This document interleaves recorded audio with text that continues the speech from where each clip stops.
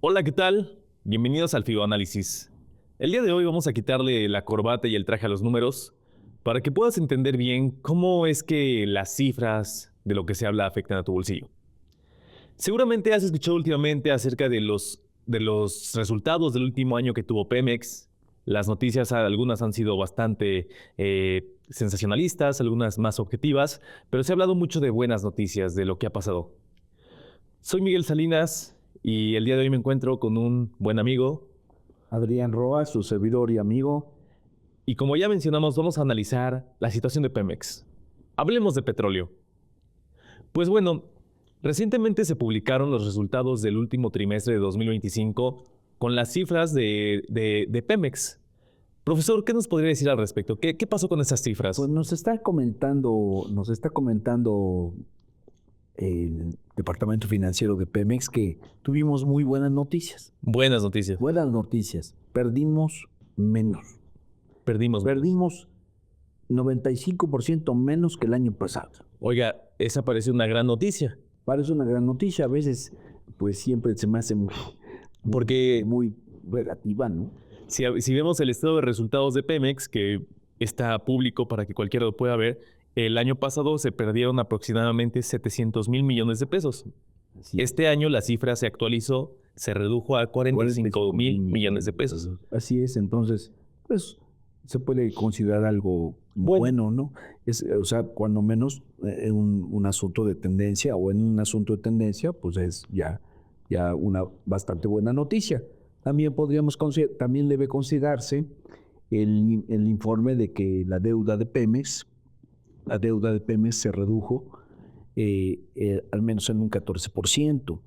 Recuerde usted que estábamos debiendo aproximadamente un poquito más de 100 mil millones de dólares. Ahorita andamos por ahí de 84.6 mil millones de dólares. También se puede considerar una buena noticia. De alguna manera, en esto giraron los números del Departamento Financiero de Pemex.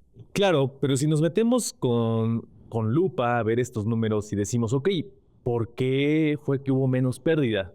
¿Por qué fue que se redujo la deuda? Pues realmente no fue por alguna magia financiera u operativa que haya hecho Pemex, sino realmente fue por condiciones del mercado y apoyos de parte del gobierno federal que hicieron que esto sea posible. Lo que no se suele mencionar normalmente en las noticias es el dato de que por primera vez en la historia Pemex dejó de ser alguien que daba dinero al erario público para convertirse en un receptor de dinero del erario público. ¿Qué nos puede decir al respecto? Dice usted muy bien, Luis Miguel. Pemex siempre había sido, de alguna manera, una empresa que le daba ingresos al gobierno. Como sabe usted, estos ingresos provienen de derechos especiales que le cobra el gobierno de la República a la empresa. Esto vino sucediendo a lo largo de los años, pero en los últimos años, en lugar de darnos, ahora nosotros somos los que tenemos que ver a Pemex. Como sabe usted, en el ejercicio anterior, en 2025, pues el gobierno federal tuvo que darle más de 300 mil millones, 396 mil millones de pesos, aproximadamente unos estoy calculando 20 mil millones de dólares, ¿no? Claro, y se habla de que es la primera vez que esto sucede. No es la primera vez que el gobierno le da dinero a Pemex de alguna u otra manera, pero es la primera vez que esta balanza entre lo que el gobierno le da a Pemex y lo que Pemex le regresa al gobierno resulta negativo para el gobierno. Así es, como por 200 mil millones de pesos. 200 mil millones de pesos. ¿Por qué? Porque Pemex, por temas de derechos, le pagó al gobierno 196 mil millones de pesos. Y el gobierno le dio 397 mil o 86 mil millones de pesos. Entonces hay una diferencia de 201 mil millones de pesos. Vaya, el ejemplo es como si fuera un hijo, ¿no? Que vive con sus padres y el hijo está trabajando, ¿no? Pero en vez de que al final del mes el hijo les dé para la renta de la casa, aunque el hijo esté trabajando, los papás le tienen que dar para que pague sus tarjetas de crédito. Así es, y para que pueda sobrevivir. Es exactamente el ejemplo, es un buen ejemplo.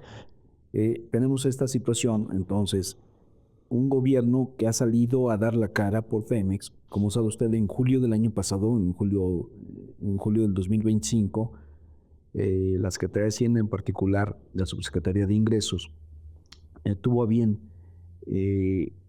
ayudar a Pemex, ¿no? Diseñando por supuesto, con asesores extranjeros, un esquema financiero que permitiera de alguna manera reducir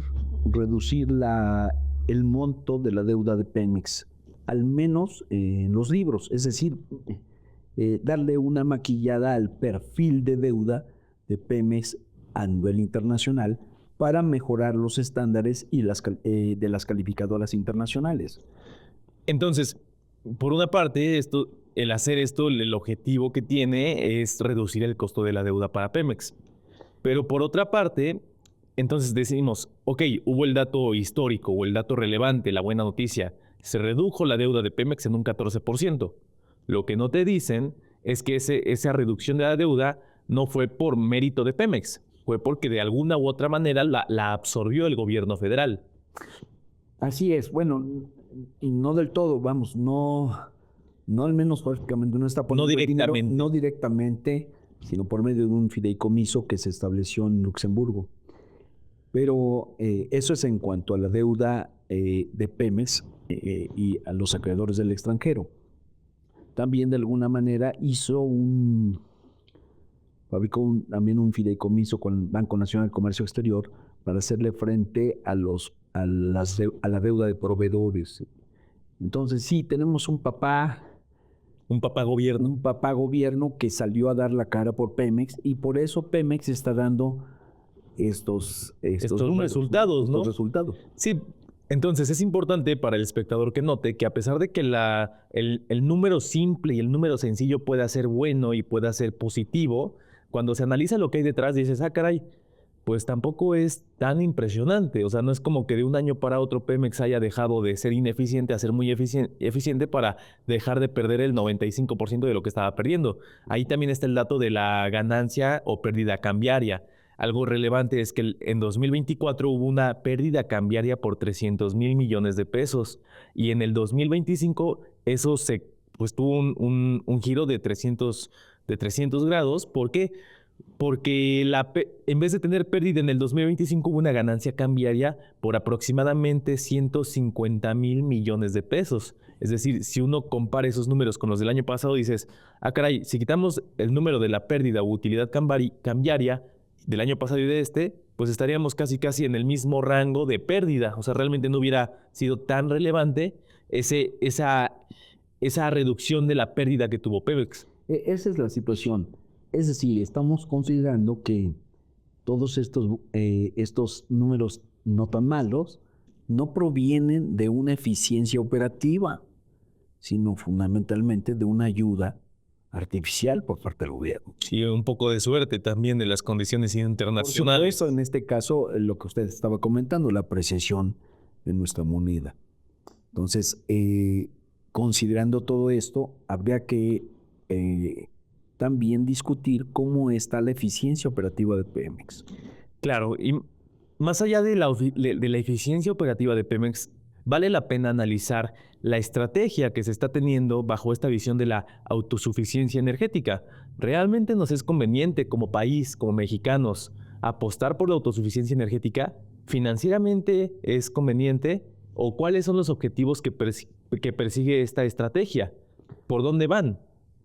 Bueno, como sabe usted, el gobierno tomó la decisión desde el sexenio de López Obrador, tomó la decisión de relanzar de alguna manera a la empresa como un brazo fundamental en materia económica, como un ariete en nuestra economía, de alguna manera recordando lo que significó Pemex en los 70 en los años 70, 80, incluso 90.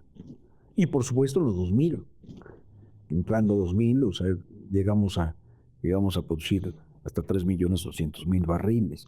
Y lo que llama mucho la atención es también ver en los datos operativos esta reconfiguración de la industria de Pemex. Es decir, ¿por qué? Porque se está viendo una reducción en su capacidad de extracción de barriles diarios. Es decir, respecto al año anterior hubo una reducción aproximadamente del 7%. Dices, ok, ¿Por qué? Suena lógico, porque en vez de explorar y extraer más, se están enfocando en convertir más lo que extraen. Es decir, se está orientando la industria más y los esfuerzos y las capacidades de Pemex a transformar el petróleo en productos como gasolina, ¿no? Como turbocina, como Combustóleo, diésel. diésel.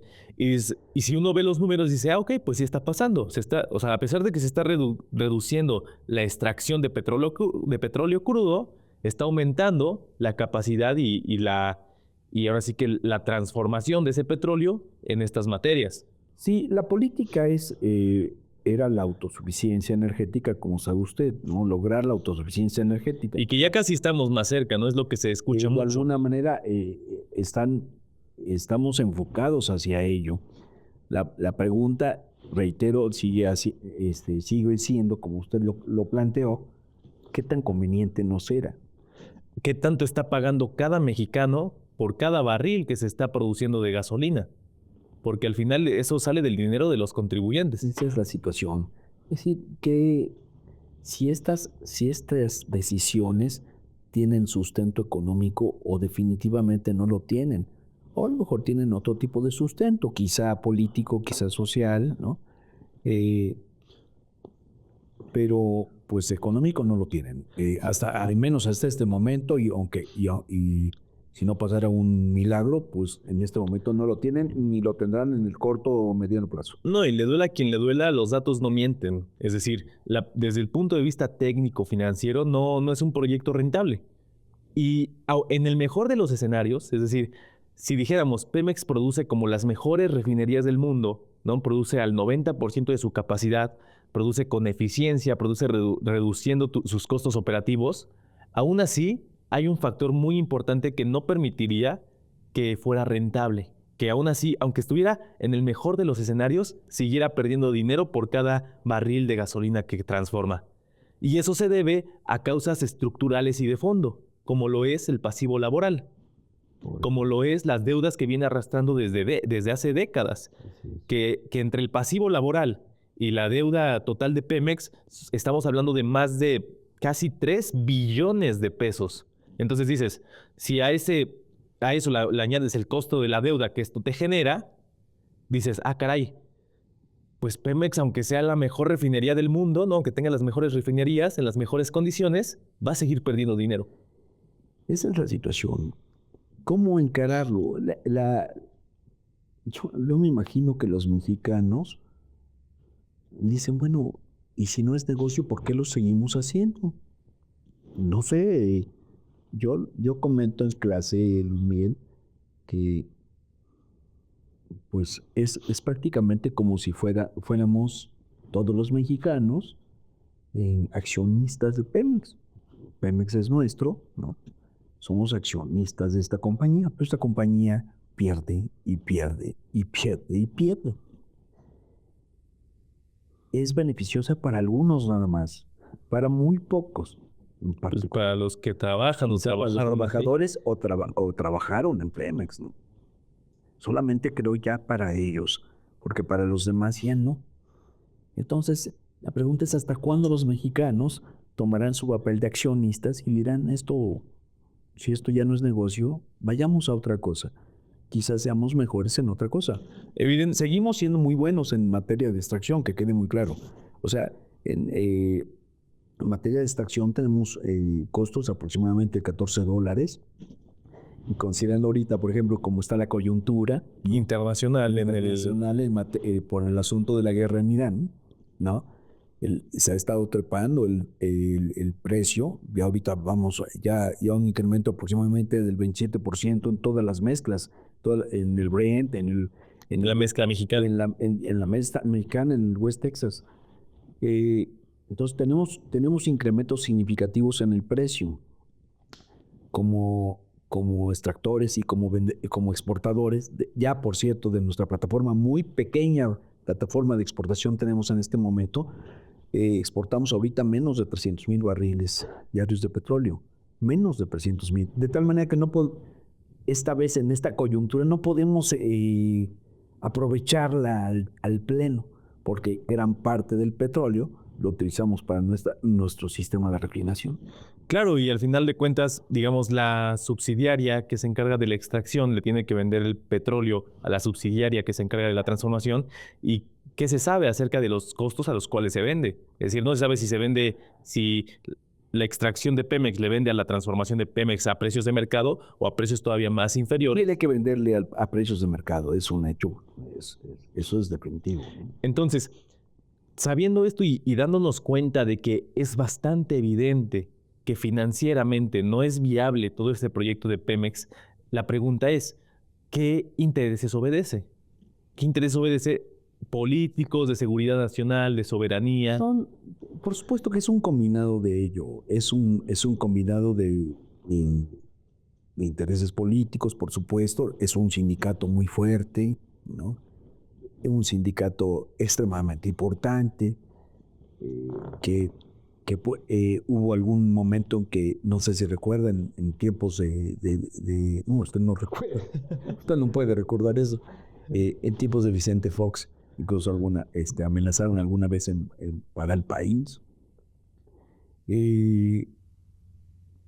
Es político, es social, sin lugar a dudas, porque la gente siente que es una empresa de ellos, ¿no? Entonces, y fue siempre una discusión, recuerda usted, en el periodo neoliberal, es que el petróleo es nuestro, etcétera. Y la pregunta era, ¿qué tan importante es esta idea que heredamos? Sí, parece que ya se repitió tanto que no llegamos ni siquiera a cuestionarlo. No la cuestionamos. El petróleo es nuestro y punto. No tiene ningún sustento racional, tiene solamente un sustento emocional. Uno puede entenderlo.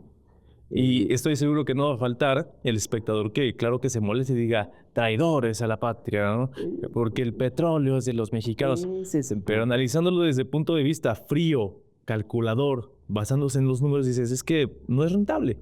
No es rentable, entonces a lo mejor lo que se tendría que hacer es, como cualquier consultor como usted, ¿no? Que lo es, como cualquier consultor te diría, ¿no? Vamos a tener que rescalar este negocio para que se queden solamente las partes que son negocio y tenga usted que inutilizar o reducir las operaciones que le dan pérdidas. Eso sería lo razonable, lo racional. Pero pues, evidentemente el costo político de ese tipo de decisiones no permite que se hagan. Esta es la situación. Entonces, por ejemplo, el ejemplo claro es la decisión de hacer la refinería, ¿no? Una refinería que costó 3 veces lo que De 8,000 a 24,000 millones de dólares. Ahí la llevamos, ya rondando los 22,000, 23,000 millones de dólares. Entonces, y que todavía no logra refinar, que todavía está a niveles de refinado del 75% de su capacidad máxima. Menos. De 340,000 hasta diarios. De un 60% también se llega a comentar. Ese es el punto. ¿Cuánto tiempo ya llevamos con el proyecto? Aproximadamente 7 años. Entonces, todas estas cosas nos deben hacer reflexionar en qué consiste todo esto.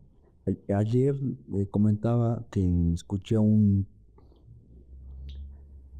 analista de la UNAM, un politólogo, que decía, que hablaba sobre la reforma electoral que se está discutiendo, ¿no? Y decía que, sin lugar a dudas, las elecciones en México son las más costosas del mundo. Consideraba que sí, es una democracia carísima por lo que le damos a los partidos, por lo que le damos al INE, ¿no? Las campañas, lo que valen, ¿no? Todo el aparato que tenemos que desplegar para que haya unas elecciones limpias y garantizarlas como un proceso legal y confiable. Pero fíjese usted, estos 65,000 millones de pesos, cuando los comparamos contra las pérdidas de Pemex, pues palidecen completamente. Entonces, todos esta serie de argumentos, dice, Es que vamos a hacer las elecciones más baratas. así es. Pero estás haciendo un esfuerzo en una área de la economía, Así es. pero otra área como Pemex, pues está comiendo todo ese esfuerzo, ¿no? Esa es la cuestión. Y dices, ok, voy a ahorrarme 60,000 millones de pesos, pero le estoy inyectando 400,000 millones de pesos a la empresa. Así es. En los últimos años, o sea, del 2020 para acá, le hemos inyectado cerca de 100,000 millones de dólares a la empresa. 100,000 millones de dólares. Convierta eso en hospitales, convierta eso en escuelas, universidades, convierta eso en seguridad pública. Y entonces, pues, para que se dé usted cuenta en un momento dado, ¿no? ¿Por qué es tan importante en meterlo a una reflexión racional, ¿no? Esa es la situación. Claro, y creo que es muy valioso para el espectador que nos ve concientizarse de esto, es decir, no quedarse solo con lo que se dice, con lo que opinan, sino realmente cuando nos metemos a los números y que nuestra labor aquí en FIBO es democratizar, ¿no?, toda la educación y la información financiera y hacerlo sencillo, pues decir, ah, caray, pues ya me di cuenta de que pues es un proyecto que casi nació muerto en términos de finanzas, que obedece a otros intereses, a otros motivos, los cuales puede que no sean menos importantes, pero que el espectador sí sea capaz de ponderar, decir, ok, esos $25 de pérdida por barril valen la soberanía energética. Es decir, es como si fuera un seguro de vida, ¿no? Es algo que no te va a hacer rico de la noche a la mañana, pero la estrategia que se está siguiendo es que Pemex pues sea inmutable a los conflictos políticos de manera internacional. Aquí tenemos una situación, qué interesante se volvió, ¿no? Y debemos decir también a nuestros espectadores, ¿no?, a nuestros amables escuchas y visores, que esto se nos ocurrió, digamos, el tema fue porque Pemex dio números apenas, y dos, por la situación que está sucediendo en Irán, que de alguna manera está vinculada o estrechamente vinculada con nuestra situación energética. Entonces, todo el mundo se pregunta, ¿qué es lo que va a suceder en México? Si el precio de la gasolina internacional está subiendo porque el petróleo, los precios internacionales del petróleo se están encareciendo. Se están encareciendo. Entonces, ¿cuál es nuestra afectación? ¿No? ¿Van a subir los precios de la gasolina en México? No, lo más seguro es que no, porque además nosotros teníamos un colchón. Un colchón, lo que se hablaba la anterior FIBO Análisis. Lo habíamos comentado en el anterior FIBO Análisis. Teníamos 10 pesos de IEPS e IVA, que nos diferenciaba de los precios internacionales, ¿no? Ahora, claro, a medida que vaya subiendo el precio de la gasolina internacional, este margen de impuestos que cobra el gobierno se va a ir reduciendo y la recaudación va a ir disminuyendo. No, ¿es una buena noticia para el gobierno? No. Para los mexicanos sigue siendo una buena noticia este asunto de los no gasolinas. Claro, evidentemente. Entonces ya al precio de 24 ya estamos acostumbrados, ¿no? Entonces pues, lo vamos a seguir teniendo. Y el afectado en este caso es el gobierno, porque va a tener menos recaudación. Claro.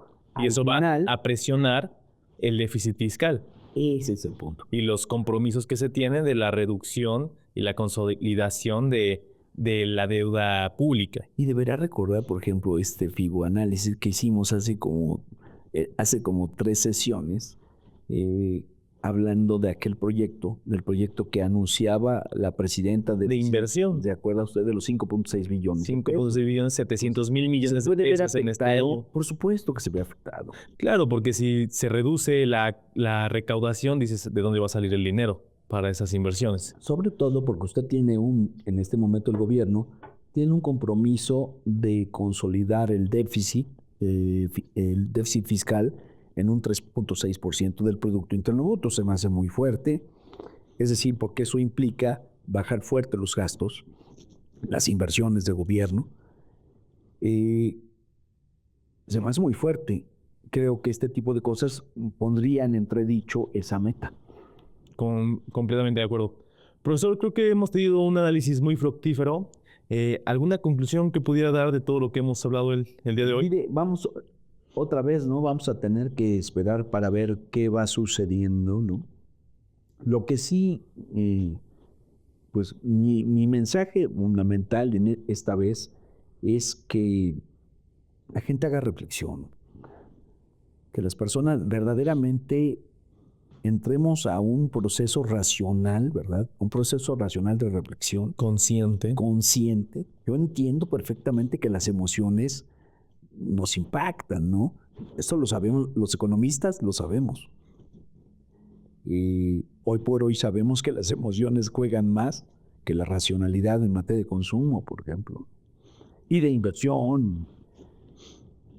Y de gasto. Y de gasto. El asunto es precisamente que creo que ya llegó el momento de hacernos mayores en materia de decisiones económicas. Completamente de acuerdo. Yo podría decir que el día de hoy hemos analizado cómo las noticias buenas a veces tienen unos matices, ¿no? Que si se analizan con lupa, pues se ve qué hay detrás de esa maquillada de los datos. Y pues yo creo que no es nuestro papel decir si está bien o está mal esta estrategia de Pemex hacia la autosuficiencia energética, sino que ya los resultados hablarán por sí mismos.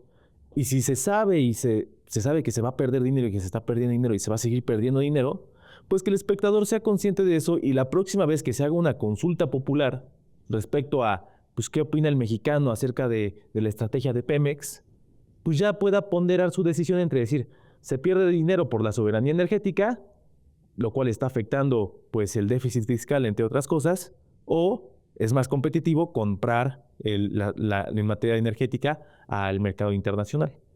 Y que ya el espectador, cada quien va a decidir qué es lo que considera más importante y más relevante. Y ya le tocará a cada quien hacer conciencia desde sus hogares, desde sus lugares, y poder tomar este tipo de decisiones y poder pues saber qué está pasando, no solo dejarse guiar por las noticias sensacionalistas o a veces los políticos que solo quieren dar la nota buena o la cara buena de lo que está sucediendo. Por supuesto. Con esto cerraría el día de hoy. Profesor, ¿algún comentario? Igual, muchas gracias. Solamente darles las gracias por escucharnos nuevamente.